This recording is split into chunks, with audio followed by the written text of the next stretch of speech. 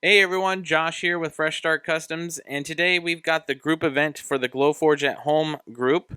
This is number 3, and I'm going to show you the start of number 4 here. If you're not a member of the Glowforge at Home group yet, feel free to join us on there. Just search for it on Facebook. It should pop up. I'll show you what the banner looks like in just a moment here. But we're going to jump right in, show you the edits and submissions that we had for this month's group event here. This one was donated by Nick. He's an admin in the group as well. So this is his design right here, all completely pre-done. It's the welcome home listing here. So this turned out really cool. You can edit and you can make any custom house you want that he has pre-made. You can change it up manually by changing the windows and slots. And then I'm going to show you all the edits here really quick. So this is his done, and this was his original here, unpainted and unfinished here. So those both look really awesome. This is one from a user here that submitted their own. Turned out really cool. They took the time to paint each individual building. It kind of got like multicolors going on. Blue lighting looks really cool. It looks like their company name there too.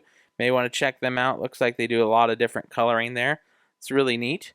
Here's one by a member who makes tiny buildings all the time and does stunning work all the time. Looks like they made a train set around there so their buildings light up. Here's with it unlit. Yeah, that just turned out really well. This looks really cool here. Went all out with the train set and everything. This one, I made this one. It was one that I made for a Christmas gift with relatives, homes, and businesses here. That turned out really cool too. I changed mine to a flat layer design instead of the 3D layer design.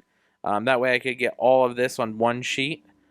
And then same kind of concept here, but they kept the 3D layer design here. It looks like they got like a little barn and a Pizza Hut, a beer shop. They got tree ornaments and lamp post.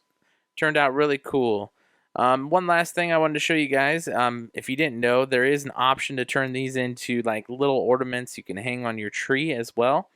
So I would recommend doing that if you want to just make one building by itself versus the actual thing you can see down there in the background there. You can just make them as little ornaments. Nick did an outstanding job with this. I really appreciate it. And then this month, starting today, we are doing the sled file that was donated by Steven here. So I really appreciate that, Steven. If you're watching, thank you for that. If you need the original file, you can just click on the link. It'll bring you right to his original post here, and you can download the file from there. If you're not a member of the group yet, just search for Glowforge at Home on Facebook and look for this banner here. You can join us anytime. I'll go ahead and try and put a link in the description below for it as well. We're already up at 4,000 members. We'd love to have you, and we'd love to have you join our group events. We always tag the most recent group event that's active at the very top.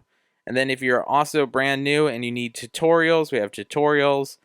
We have file testers and physical sales leads. So check out those featured tabs here. You'll get all of the information you need with the group there.